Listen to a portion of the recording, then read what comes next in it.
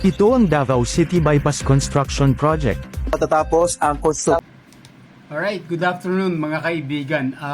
Kakatapos ko lang makinig doon sa replay na vlog ni Attorney Trixie Cruz at nasagi niya sa kanyang topic ang tungkol sa pagpapatawag ng TRICOM na pamumunuan ni Congressman Google Dan Fernandez, yung tungkol sa mga di umano ay fake news hearing. Ngayon, dahil ito nga ay usapin na saan nila kukunin yung mga data o paano nila i-classify, mga kaibigan, na ang isang bagay ay fake news. Since mahirap nga ito, kaya magpapatawag sila of course ng mga kanilang dadaragin na naman ng mga resource person at nabanggit ni Atty. Trixie na isa siya sa mga ipapatawag kasama si Miss Joey, pinapakinggan ko yan dalawang yan, and the others. Okay, now, since ang nag-open nito si Barbers at sana mapakinggan ito ni Congressman Google, so mga kababayan, please po pakishare. Magbibigay po ako ng sample ng isang fake news and very clear misinformation. Ayan po, in-screenshot ko. Ang pangalan nitong vlogger na to o ng kanyang content ay si Pilipinas Patroller. Meron po siyang 35,600 na followers. At ayan po ang kanyang details.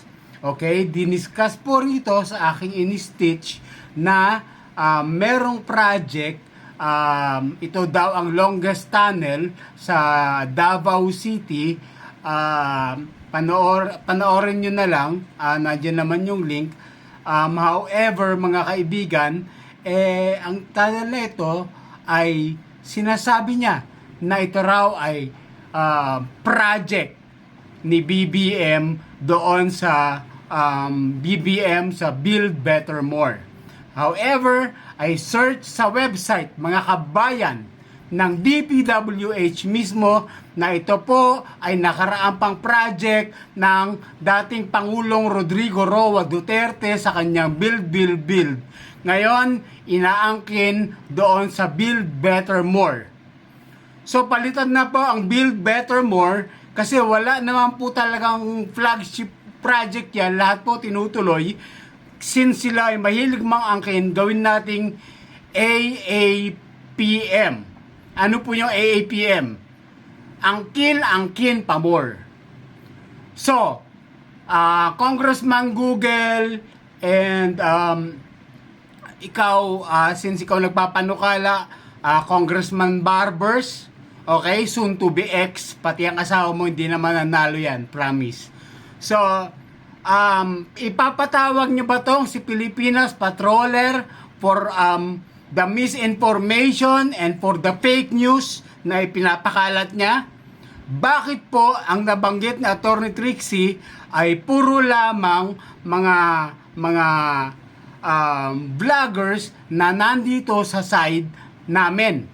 Namin meaning yung mga nasa inclined sa mga Dutertes.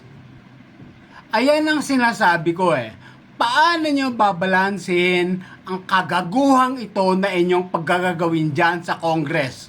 Again, tinulungan ko na kayo, binigyan ko na kayo ng exact content galing sa Pilipinas Patroller na misinformation, meaning this is a clear fake news. Ipapatawag nyo po ba ito, mga kaibigan? Kaya po ganito ang boses ko kasi po ako'y galit na galit, asar na asar.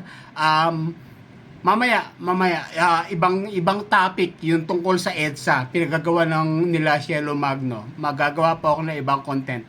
Pero again, Barbers, Dan Fernandez, ipapatawag nyo ba ito? This is a clear case of misinformation.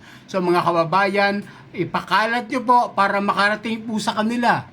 Para ayoko ipatawag nila ako kasi ako po'y maabala pa, wala naman po tayong kakayanan, wala po tayong pera, wala naman po tayong transportasyon, at Ayun po ibig sabihin.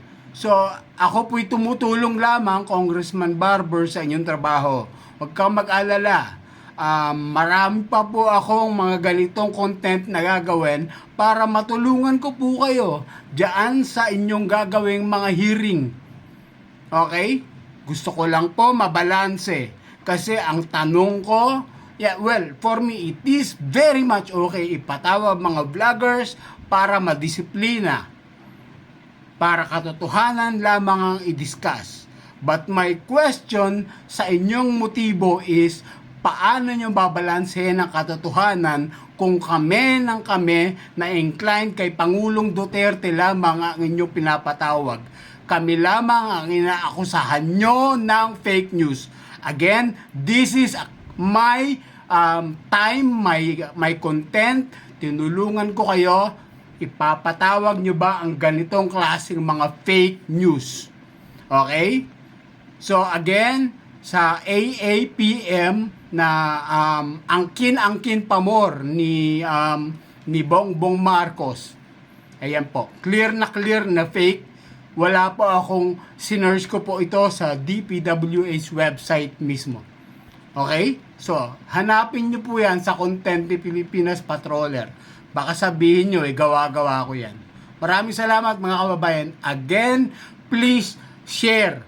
Please share. Ipakalat nyo po ito. Ilalagay ko rin po ito sa aking Facebook, sa aking YouTube. Paki-share, paki-follow na rin para lumaki po ang ating page. Kasi pangako ko po, nagagawa po ako ng mga content na ganito to clarify at para isumbong na rin ang mga fake news na nanggagaling sa end ng administrasyong ito. Thank you.